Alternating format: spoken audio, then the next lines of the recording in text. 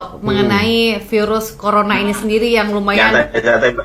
Oh siap ya, karena ini udah kurang lebih 3 mingguan kita udah stay at home, tapi ternyata jumlah dari korban juga semakin terus meningkat gitu. Nah jadi kita mendingan langsung tanya sama yang ahlinya nih. Yang lebih besar lagi jumlah dari korban kepanikannya nih Om, yang lebih besar lagi nih. Nah kira-kira sebenarnya bagaimana awalnya dulu nih kita menanggapi mengenai virus ini? Nih virus itu sebenarnya gimana sih sebenarnya, Dok?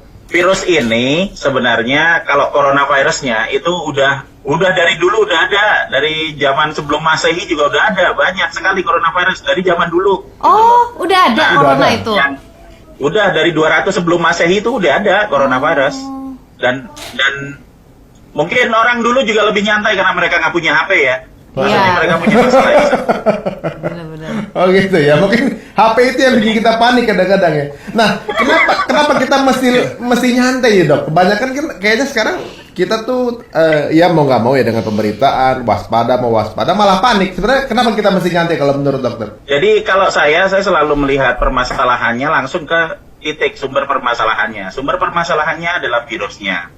Dan kalau kita pengen paham, berarti kita harus ngerti dulu nih virusnya. Jadi ini virus sudah sejak dulu ada pertama. Terus yang kedua, virus ini bagian luarnya itu tertutup sama lapisan protein, bentuknya kayak bola gitu loh, kayak bola yang ada di dunia itu. Nah itu terdiri dari protein sama glikoprotein. Nah itu hancur pakai apa aja, pakai sabun hancur, pakai alkohol hancur, pakai pencuci piring, pakai pembersih lantai, pakai desinfektan, pakai apapun hancur. Kena panas juga rusak.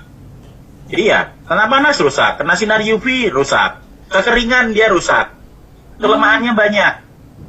Kelebihannya cuma satu, adalah bahwa dia sangat mudah nempel ke reseptor yang ada di manusia. Nah, kita punya reseptor kebetulan yang cocok, kompatibel sama virusnya, sehingga virusnya sangat gampang nular ke manusia, begitu aja. Nah, yang perlu diingat lagi bahwa virus ini tidak menimbulkan kematian seperti yang disangka seperti sebagian besar orang gitu loh. Loh itu yang kabarnya meninggal itu gara-gara apa tuh? Yang kabarnya meninggal yang 200 orang itu. Biasanya jadi virus ini pasti akan bisa menempel ke reseptor yang ada di manusia. Semua manusia akan kena. Manusia normal akan kena, tapi ada satu kelompok yang namanya kelompok beresiko tinggi. Kelompok beresiko tinggi ini apa? Kelompok yang punya tidak bisa keluarkan antibodi secara normal. Kekebalannya nggak bisa keluar kayak manusia biasa misalnya. Pertama. Terus yang kedua, yang sudah punya komplikasi penyakit. Misalnya sudah punya penyakit stroke misalnya. Yang kena atau nggak kena juga tetap aja bakal meninggal kena stroke kan gitu. Terus yang ketiga lagi adalah yang memang sudah punya gangguan pernapasan yang kronis. Sehingga pada saat virus ini nempel misalnya di saluran pernapasan, sebelum ketempelan juga dia sudah rusak sehingga dia mengalami kesulitan bernapas dan kemudian meninggal. Tapi sebesar-besarnya orang yang meninggal, tetap jika kita melihat dari prosentasinya, kita berkaca pada yang di Wuhan ya. Di Wuhan itu kan yang 97% itu mereka kena positif dan mereka sembuh 2 minggu kemudian. Yang 3% meninggal, benar meninggal dengan komplikasi penyakit. Jadi belum tentu hanya karena satu single virus kemudian dia tiba-tiba meninggal. Mereka yang meninggal itu mereka semua punya komplikasi penyakit sebelumnya. Oh jadi sebenarnya permasalahannya adalah virus ini ketika nempel ke seseorang emang dia punya riwayat penyakit yang memang bisa mensupport itu semua gitu.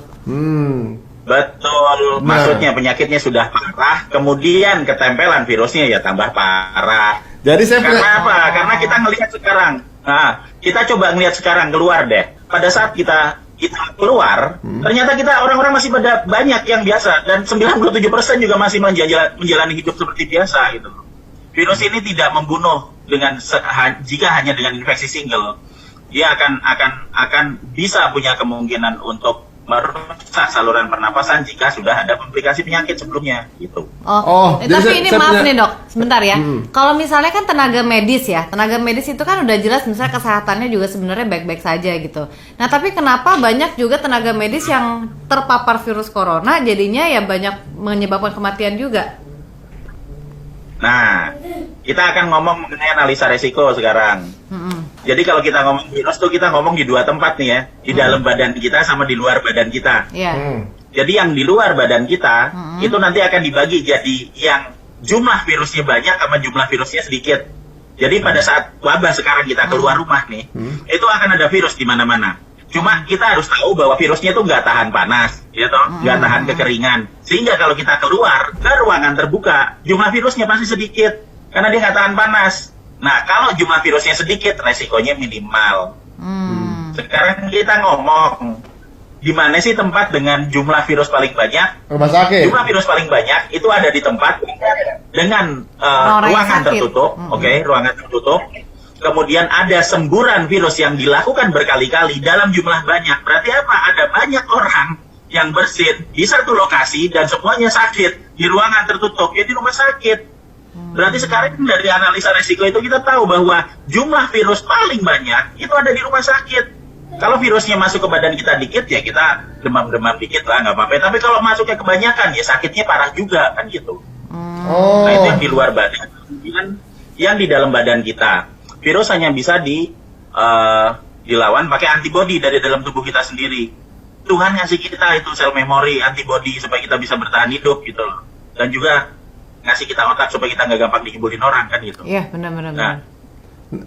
Nah, kemudian kalau misalnya antibodi kita tinggi pada saat badan kita fit, ya kan, bagus, maka pada saat ada virus masuk akan dimakan semua sama antibodinya. Tapi kalau pas kita lagi lelah, antibodinya rendah, ya kita nggak bisa produksi antibodi dengan bagus. Sekarang kalau tadi pertanyaannya yang perawat tadi ya, yang petugas kesehatan misalnya, sekarang dibayangkan mereka pertama ada di lokasi dengan resiko tingginya, paparan virusnya banyak, benar kan? Yang pertama. Terus kedua, yang harusnya mereka shift tiap 8 jam, karena semua orang pada paranoid, banyak yang datang ke rumah sakit, mereka harus bekerja lebih dari itu. Lebih dari 8 jam, tenaganya cuma sedikit, pasiennya tambah banyak. Yang ketiga, mereka harus bekerja pakai itu, APD. Kemudian pakai tutup mulut juga, hipoksia, kekurangan oksigen. Mereka bekerja lebih banyak dalam kondisi yang lebih lelah, sementara mereka sadar mereka tuh masuk ke dalam lingkungan dengan paparan virus yang tinggi banget, sehingga yang terjadi apa ya? Mereka akan sakit. Jadi gimana caranya supaya yang bekerja yang di rumah sakit nggak sakit? Ya, rumah sakit hanya untuk yang kelompok beresiko tinggi itu aja. Kalau kita baru demam dikit, batuk dikit, ya dirawat di rumah aja. Orang nanti 2 minggu juga sembuh kok. Berarti itu ya? Layaknya seperti virus-virus lainnya ya, Dok? Karena kan kalau kita virus pasti nggak ada obat, kecuali infeksi kita dikasih antibiotik gitu. Nah, kalau ini kan virus tuh nggak ada obatnya. Nah, ini benar kayak gitu? Maksudnya kita cukup 2 minggu istirahat pun akan pulih sendiri gitu? Kalau nggak ada penyakit? Iya. Iya, rahasianya di situ yang paling indah dari virus. Jadi badan kita itu punya sistem mekanisme kekebalan sendiri yang nanti akan memproduksi antibodi terhadap apapun yang masuk ke dalam badan kita. Jadi kalau kita kemasukan cacar, ya nanti kita akan keluarin antibodi buat cacar. Kita kemasukan COVID, nanti kita akan keluarin antibodi buat COVID. Kita kemasukan flu, badan kita akan keluarin antibodi untuk flu. Tapi ada mekanisme caranya. Jadi kalau misalnya infeksi pertama, antibodinya baru dikeluarin 7 hari sesudah kena. Makanya pas pada saat kena COVID misalnya pertama kan, batuk dulu, bersin, itu sistem pertahanan tubuh untuk keluarin virusnya yang masuk ke hidung itu loh. Itu.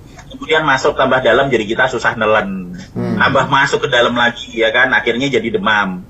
Nah, tapi peristiwa seperti itu hanya terjadi mulai dari 0 sampai 7 hari. Kenapa? Di hari ke-7 badan kita akan ngeluarin antibodi. Kenapa perlu 7 hari? Karena pada saat virusnya masuk, yang bisa ngelawan kan cuma antibodinya doang nih. Antibodi kalau masih blank, dia belum kenal, dia akan nyoba. Di sini, nggak bisa, sini nggak bisa, sini nggak bisa.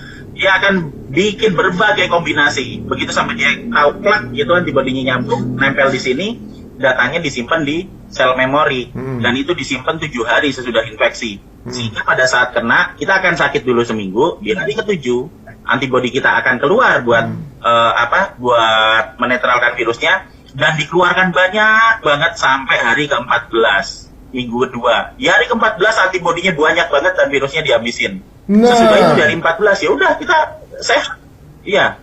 Nah, yang menarik nanti kalau saya sudah pernah kena misalnya, kemudian habis itu saya jalan-jalan lagi keluar ke mall gitu kan, terus karena virusnya masih pada banyak nyebar di situ, kemudian saya kan kena lagi, benar kan? Apakah yang sudah pernah kena mungkin kena lagi? Ya pasti akan kena lagi. Tapi pada saat saya kena lagi, saya nggak perlu nungguin 7 hari. 1 hari langsung keluar antibodinya. Sekarang kena, besok kebal. Itu makanya kita divaksin cacar cuman sekali seumur hidup. Itu masuk akal. Masuk akal dong, masuk akal. Kenapa kita cacat cuma seumur hidup, habis itu nggak butuh lagi. Tapi begini dok, tadi penjelasan dokter tadi, waktu itu kan sempat ada yang viral tuh, broadcast yang kalau kita habis kena bisa kena lagi. Kebal. Enggak, waktu itu katanya habis kena tuh bisa